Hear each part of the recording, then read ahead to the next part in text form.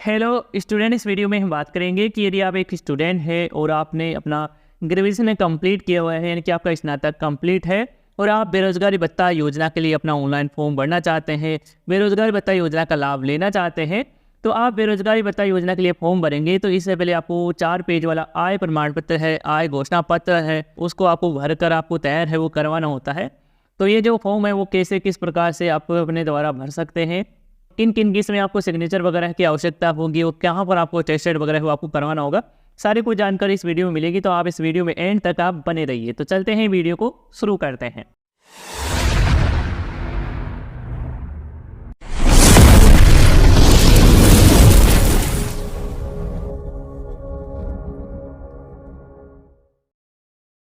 Student, सबसे पहले तो हम बात कर लेते हैं कि इस आय का घोषणा पत्र को, इस फॉर्मेट को कैसे किस प्रकार से डाउनलोड करेंगे। तो डाउनलोड करने के लिए इस वीडियो के नीचे डिस्क्रिप्शन पार्ट में आपको एक लिंक है वो दिया गया है, तो उस लिंक पर क्लिक करेंगे तो आपके मोबाइल फ़ोन में एक PDF फाइल वो डाउनलोड हो जाएगी। PDF फाइल वो डाउनलोड कर लेते हैं, इसके बाद अपने नज़दीकी कंप्यूटर शॉप पर जाएंगे, वहाँ से आप इसका जो प्रिंट आउट है वो निकला कर आप ले आएंगे। इसके बाद में आपको इस फॉर्म को भरना है। तो इस फॉर्म में सबसे पहले तो आय का जो आय फॉर्मेट है वो देखने को मिलेगा। तो पहले आपको आय फॉर्मेट पर आपको भरना होगा। तो सबसे पहले तो आई फॉर्मेट में सबसे पहले प्रार्थी का जो नाम है वो यहाँ पर आएगा, जिसके लिए आप बेरोजगारी भत्ता योजना के लिए आप आवेदन कर रहे हैं। इसके बाद में उसके पिता का नाम है वो यहाँ पर आपको दर्ज करना है।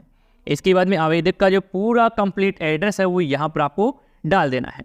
इसके बाद में आवेदक का जो नवीनतम फोटो है, यानी कि रिसेंट में ही खींची हुई जो फोटो है वो यहाँ पर आपको चिपकानी है। फोटो है वो आपकी ज़्यादा पुरानी है वो नहीं होनी चाहिए और उत्तरदायी व्यक्ति के द्वारा आपको वेरीफाई भी आपको कराना है, यानी कि आपको सील वगैरह है उसमें आपको लगवाना है। इसके बाद में आपका जो गांव का नाम है या शहर है वो यहाँ पर आप डालेंगे, तहसील का नाम डालेंगे, जिला है वो यहाँ पर डालेंगे, जन्म दिनांक है आवेदक की जिसके लिए आप आवेदन कर रहे हैं उसकी ही जन्म दिनांक डालेंगे, जन्म स्थान डालेंगे, उम्र है वो यहाँ पर आप डालेंगे वर्षों में। इसके बाद में आपको जेंडर का चयन करना है कि पुरुष है महिला है जिसके लिए आप आवेदन कर रहे हैं वो यहाँ से आप सेलेक्ट कर लेंगे। वैवाहिक स्थिति का चयन करेंगे कि विवाहित है या अविवाहित है वो यहाँ पर आप डालेंगे। इसके बाद धर्म है हिंदू मुस्लिम सिख ईसाई जो भी है वो यहाँ पर डालेंगे। जाति है वो यहाँ पर डालेंगे, जो भी आपकी जाति है वो यहाँ पर डाल देंगे, SC ST OBC जो भी है। इसके बाद उपजाति है वो यहाँ पर आप दर्ज करेंगे। इसके बाद में यहाँ पर आपसे पूछा जा रहा है कि क्या आप या आपका परिवार राजस्थान का मूल निवासी है, तो हाँ का चयन करेंगे, नहीं है तो नो का चयन करेंगे। इसके बाद में आपसे पूछा जा रहा है कि आयकर दाता है, तो यहाँ पर हाँ का चयन करेंगे, नहीं है तो आप नो का चयन करेंगे। तो इस प्रकार से आप अपने अकॉर्डिंग यहाँ पर हाँ या ना में उत्तर देंगे। इसके बाद में आपका जो मोबाइल नंबर है, जो चालू मोबाइल नंबर है, एक्टिव मोबाइल नंबर है वो यहाँ पर आपको डालना है। इसके बाद में आवेदक का जो पैन कार्ड नंबर है तो यहाँ पर आप डाल सकते हैं, नहीं है तो इसे आप खाली छोड़ेंगे। इसके बाद में 3 नंबर है, ये भी है तो यहाँ पर आप डाल सकते हैं, नहीं तो इसे आप खाली छोड़ सकते हैं।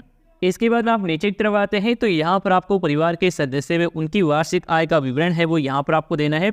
परिवार के जो समस्त सदस्य हैं, सभी सदस्य हैं, उनकी जानकारी है वो यहाँ पर आपको एक एक करके डालनी है।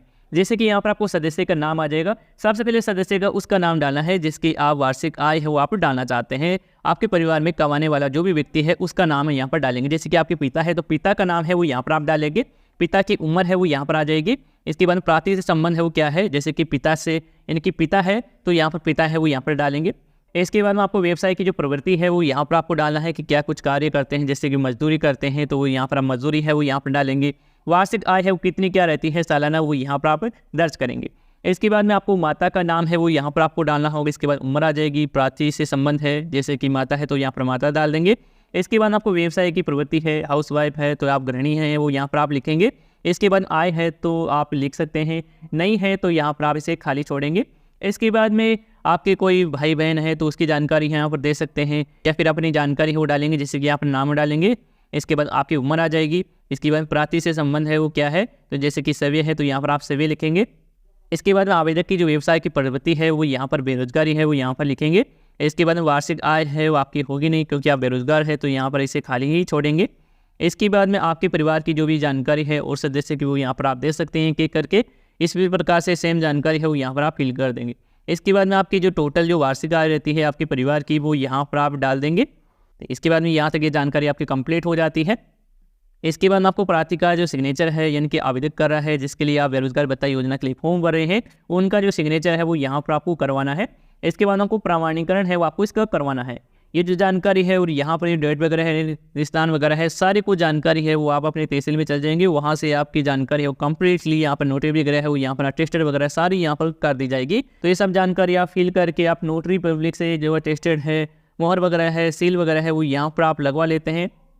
इसके बाद में ये जो फर्स्ट पेज है इस फॉर्म का कंप्लीट हो जाता है। इसके बाद आप नीचे की तरफ आते हैं, इसके बाद फॉर्म के सेकंड पेज पर आते हैं और ये जो फॉर्मेट है वो के है वो यहाँ पर देख सकते हैं। पहले हमने आई फॉर्म भरा था और ये के फॉर्म है। इसमें आपको 2 उत्तरदायी व्यक्तियों के सिग्नेचर वगैरह है, मोहर वगैरह है, सील वगैरह है वो आपको लगवानी है। तो उत्तरदायी व्यक्ति कौन कौन हो सकते हैं इसकी जानकारी आपको इस फॉर्म में ही नीचे की तरफ आपको देखने को मिल जाएगी। जैसे कि ग्राम सेवक है, पटवारी है, महापौर है, नगर निगम का कोई सदस्य है, नगर पालिका का कोई सदस्य है, स्कूल का कोई हेडमास्टर है, टीचर वगैरह है, संबंधित PSSC है, CSSC के चिकित्सक हैं, वीडियो है, सहायक अभिशंसा है। तो उनसे आप करवा सकते हैं और उनको उत्तरदायी व्यक्ति आप बना सकते हैं। तो उनमें से आप 2 उत्तरदायी व्यक्तियों की सिग्नेचर वगैरह है वो यहाँ पर आप करवाएंगे। स्टूडेंट मैं पहले ही आपको बता देता हूँ कि ये जो जानकारी है यहाँ तक आपको कुछ भी आपको फिल नहीं करना है। और यहाँ पर यदि प्रार्थी के जो जानकारी है वो उत्तरदायी व्यक्ति है वो नहीं फिल करता है तो आप फिल कर सकते हैं अपने द्वारा, नहीं तो ये जानकारी है पहले आपको फिल नहीं करना है।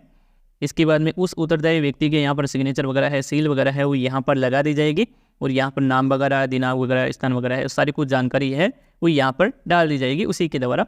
इसके बाद में सेकंड जो उत्तरदायी व्यक्ति होगा उसकी जानकारी है वो यहाँ पर आपको दर्ज करवानी है और यहाँ पर सील वगैरह है और यहाँ पर आपको सारे बुक चाहे हस्ताक्षर वगैरह है वो आपको करवा लेना है। तो आपका जो सेकंड पेज भी कंप्लीट हो जाता है।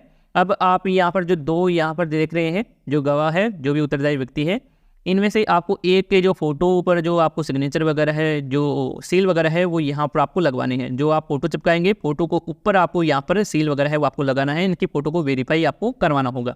तो ये सभी काम है वो आप करवा लेते हैं उत्तरदायी व्यक्तियों के द्वारा। तो आपका के फॉर्म भी कंप्लीट हो जाता है। वो नीचे की तरफ आते हैं तो तीसरा जो फॉर्म मिलता है वो यहाँ पर देख सकते हैं एनेक्सर 1 है वो देखने को मिलता है। तो इसमें यहाँ पर आपको इंग्लिश में ही देखने को मिलेगा, तो आपको इंग्लिश में ही जानकारी है वो यहाँ पर आपको दर्ज करना है। तो यहाँ पर आपको सबसे पहले अपना जो इंग्लिश में नाम है वो आपको डालना है। इसके बाद में आपको टिक करना है कि सन है, डॉटर है या वाइफ है। इसके बाद में आपके पिता का नाम है वो यहाँ पर आ जाएगा। आपकी जो जन्म दिनांक है वो यहाँ पर आपको डाल देना है, जो भी आपकी एज है। इसके बाद में आपका रेजिडेंस जो एरिया है, जो भी आपका फुल एड्रेस है, इंग्लिश में ही यहाँ पर आपको दर्ज करना है। इसके बाद में डिस्ट्रिक्ट का नाम है वो यहाँ पर आप दर्ज कर देंगे।